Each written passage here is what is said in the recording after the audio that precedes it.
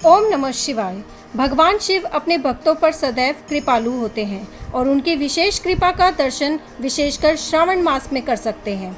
इस मास में किया गया भगवान शिव का थोड़ा सा भी पूजन, उनका नाम जप, ये आपको अनंत गुना अधिक फल प्रदान करता है और उनकी परम आध्यात्मिक सोच कृपा प्रदान करता है। तो चलिए ऐसी ही कृपा की याचना के लिए आज हम श्रावण मास महात्म्य कथा का श्रवण करते हैं। आज की कथा आरंभ करते हैं। शिव बोले, हे देवेश, अब मैं शुभ पवित्रारोपण का वर्णन करूंगा। सप्तमी तिथि को अधिवासन करके अष्टमी तिथि को पवित्रकों को अर्पण करना चाहिए। जो पवित्रक बनवाता है उसके पुण्य फल को सुनिए।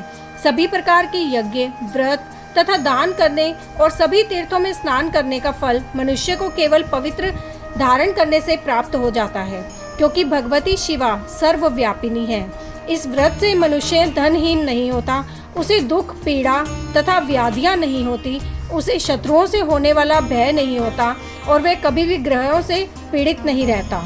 इससे छोटे बड़े सभी कार्य सिद्ध हो जाते हैं। हे वत्स, मनुष्यों तथा राजाओं के विशेष करके स्त्रियों के पुण्य की वृद्धि के लिए इससे श्रेष्ठ कोई अन्य व्रत नहीं है। हे तात, सौभाग्य प्रदान करने वाले इस व्रत को मैंने आपके प्रति स्नेह के कारण बताया है। हे ब्रह्मपुत्र, श्रावण मास के शुक्ल पक्ष की सप्तमी तिथि को अधिवासन करके देवी के प्रति उत्तम भक्ति से संपन्न वह मनुष्य सभी सामग्रियों से युक्त होकर सभी पूजा द्रव्यों, गंध, पुष्प, फल आदि अनेक प्रकार के नैवेद्य तथा वस्त्राभरण आदि संपादित करके इनकी शुद्धि करें। इसके बाद पंचगव्य का प्राशन कराएं, चरु से दिग्बली प्रदान करें तथा अधिवासन करें। उसके बाद सदृश वस्त्रों तथा पत्रों से इस पवित्रक को आच्छादित करें। पुनः देवी के उस मूल मंत्र से उसे 100 बार अभिमंत्रित करके सर्व शोभा समन्वित उस पवित्रक को देवी के समक्ष स्थापित करें।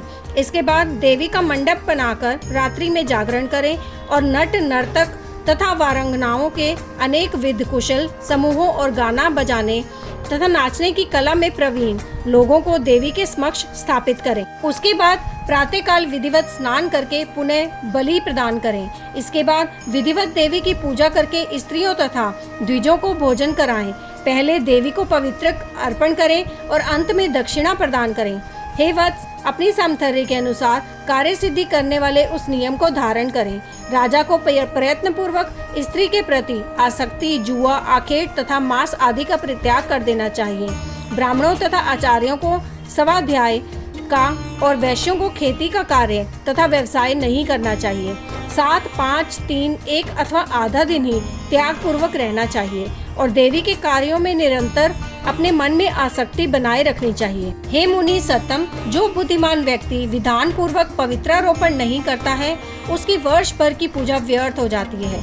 अतः मनुष्यों को चाहिए कि देवी परायण तथा भक्ति से संपन्न होकर प्रत्येक वर्ष शुभ पवित्रारोपण अवश्य करें।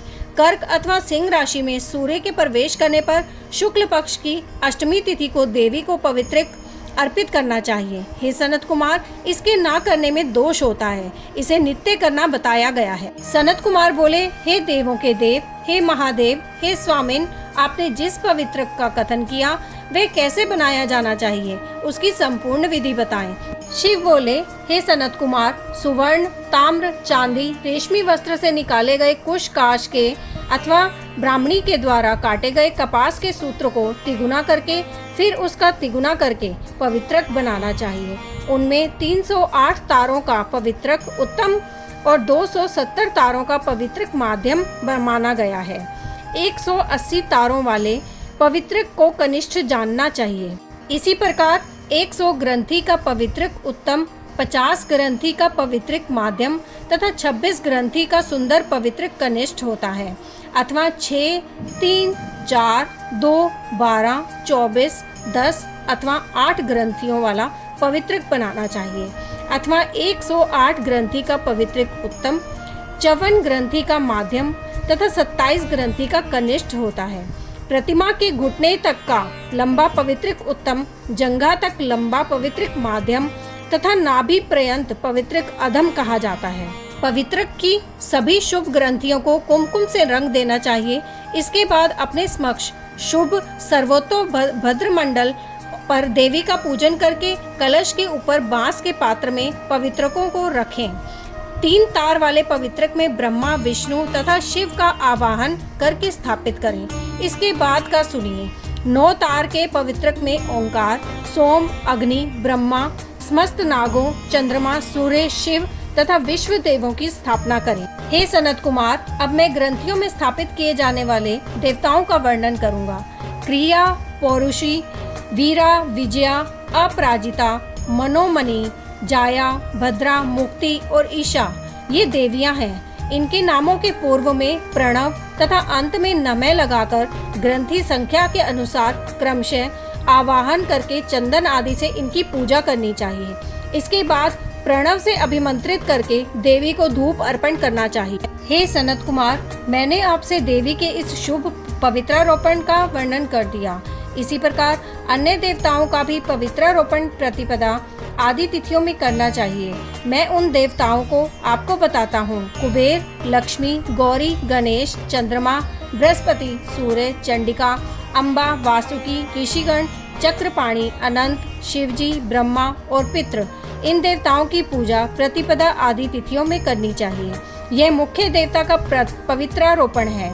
उनके अंग देवता का पवित्रक 3 सूत्रों का होना चाहिए। शिव बोले, हे विपेंद्र, अब मैं श्रावण मास के दोनों पक्षों की 9वीं तिथियों के करणीय कृत्य को बताऊंगा। इस दिन कुमारी नामक दुर्गा की यथाविधि पूजा करनी चाहिए। दोनों पक्षों की 9वीं के दिन नक्त व्रत करें और उसमें दुग्ध तथा मधु का आहार ग्रहण करें अथवा उपवास करें।